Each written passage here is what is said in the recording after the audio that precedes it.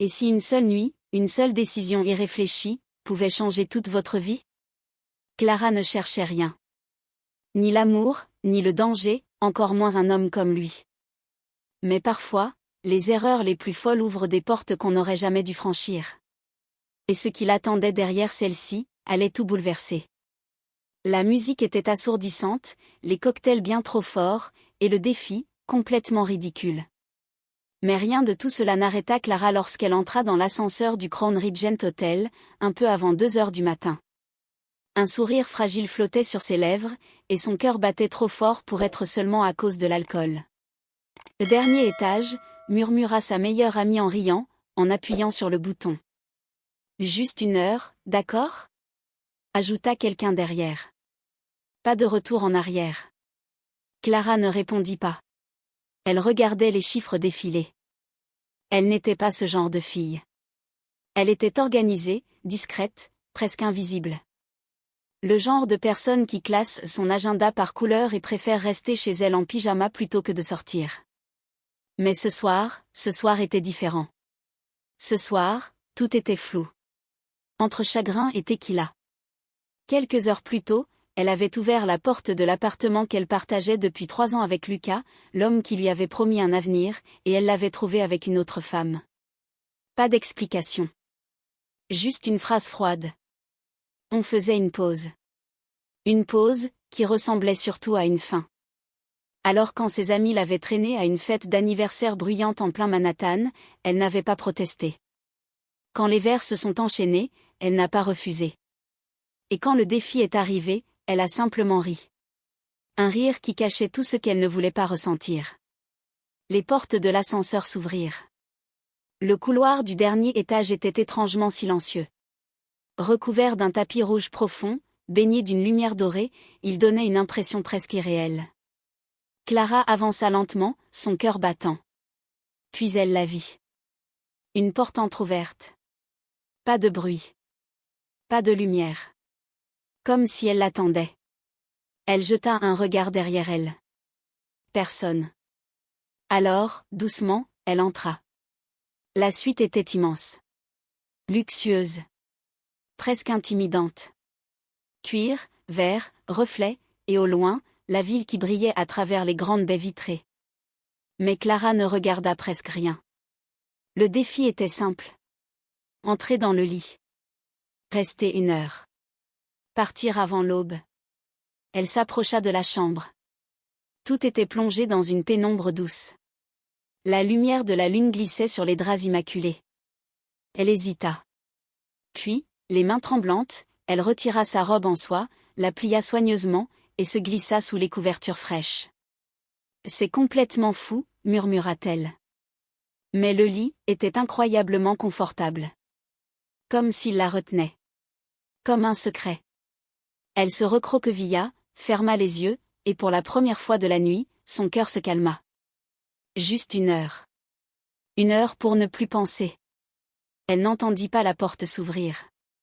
N'entendit pas les pas. N'entendit pas qu'elle n'était plus seule. Ethan Val venait de rentrer chez lui. Milliardaire discret, figure froide du monde de la tech, un homme que la ville connaissait sans jamais vraiment le comprendre. Et il ne s'attendait certainement pas à trouver quelqu'un dans son lit. Encore moins une jeune femme endormie, vulnérable, comme si elle appartenait à cet endroit. Il resta immobile. Longtemps. Il aurait pu appeler la sécurité. S'énerver. La réveiller. Mais il ne fit rien de tout ça. Quelque chose dans cette scène le troubla. Alors, lentement, il desserra sa cravate et s'allongea de l'autre côté du lit. Sans la toucher. Clara bougea légèrement, mais ne se réveilla pas. Ethan fixa le plafond. Et pour la première fois depuis longtemps, il ne pensa plus à rien. Il observa simplement cet inconnu. Sa façon de dormir. Sans défense. Sans masque. Comme si le monde ne lui avait pas encore appris à se protéger complètement. Et sans comprendre pourquoi, quelque chose en lui, longtemps éteint, se ralluma doucement. Clara avait toujours vécu en retrait. Pas au centre. Jamais. Elle venait d'une petite ville, avait grandi avec une mère courageuse et un père absent. Elle avait appris très tôt à se débrouiller seule. À survivre. À New York, elle travaillait dur, comptait chaque dollar, protégeait son cœur. Jusqu'à Lucas. Et jusqu'à cette nuit. Elle se réveilla lentement. Quelque chose était différent. L'odeur. Le silence. La sensation des draps. Puis elle se retourna. Et se figea. Un homme était allongé à côté d'elle. Elle se redressa brusquement, serrant le drap contre elle. Le mouvement le réveilla. Leurs regards se croisèrent. Les siens, calmes. Profonds. Presque amusés. « Tu n'es pas le genre de réveil auquel je suis habituée, dit-il d'une voix basse. Clara ne trouva aucun mot. Ne crie pas, ajouta-t-il tranquillement. Je déteste ça, surtout avant le café. Je suis désolé, je pensais que la chambre était vide. Il l'observa attentivement. Pas son apparence. Mais sa peur. Une peur plus profonde que la simple gêne. Qui t'a poussé à faire ça, demanda-t-il calmement. Un défi, stupide, je n'ai pas réfléchi. Ça se voit. Il se leva, lui laissant le temps de se couvrir. Là, habille-toi. On va parler. Parler? Répéta-t-elle, perdue.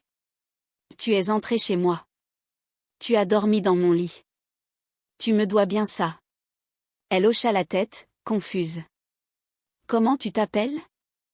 Clara. Ethan. Elle savait déjà. Tout le monde connaissait ce nom. Alors qu'elle se dirigeait vers la porte, il ajouta. Reviens demain. À 10 heures. Elle se figea. Pourquoi? Parce que je veux comprendre. Et sans savoir pourquoi, elle accepta. Le lendemain, elle revint. Pas par obligation. Mais parce qu'elle en avait envie.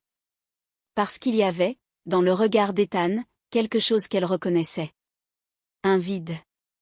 Le même que le sien. Ils parlèrent. Beaucoup. Tous les jours. De leur peur. De leurs blessures. De ce qu'ils ne disaient à personne. Ethan lui révéla un jour pourquoi cette chambre était restée intacte pendant 5 ans. Sa fiancée. Un accident. Un dernier échange dur, qui n'avait jamais trouvé de réponse. Depuis ce jour, il n'avait plus laissé personne entrer. Jusqu'à elle. Tu ne la remplaces pas, lui dit-il doucement. Alors pourquoi moi? Parce que tu m'as rappelé que je pouvais encore ressentir quelque chose.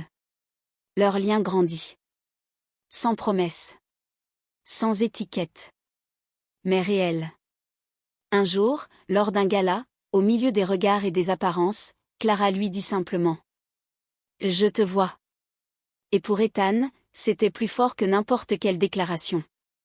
Puis le monde extérieur les rattrapa. Une photo. Des rumeurs. Des jugements. Clara disparut quelques jours. Jusqu'à ce qu'ils viennent la chercher. Sans masque. Sans protection. Je ne veux plus me cacher, dit-il. Et cette fois, il choisit de rester. Avec elle. Quelques semaines plus tard, devant des caméras et une foule silencieuse, Ethan s'agenouilla. Tu as réveillé la partie la plus silencieuse de moi, laisse-moi faire partie de ta vie. Clara ne répondit pas avec des mots. Mais avec des larmes, et un simple hochement de tête. Ils se marièrent. Simplement. Vraiment. Sans faux semblant. 5 ans plus tard, assis sur une plage, ils regardaient leurs 2 filles jouer dans le sable. Clara posa sa tête contre l'épaule d'Ethan. Tout ça, à cause d'un pari stupide, murmura-t-elle. Il sourit. Non, à cause du courage que tu as eu cette nuit-là. Au loin, les enfants les appelèrent. Ils se levèrent ensemble. Et avancèrent. Parfois, les décisions les plus imprudentes nous mènent exactement là où notre cœur avait besoin d'aller. Si cette histoire vous a fait ressentir quelque chose, alors elle a rempli sa mission. Soutenez la chaîne avec un pouce bleu et revenez très vite pour d'autres récits encore plus forts.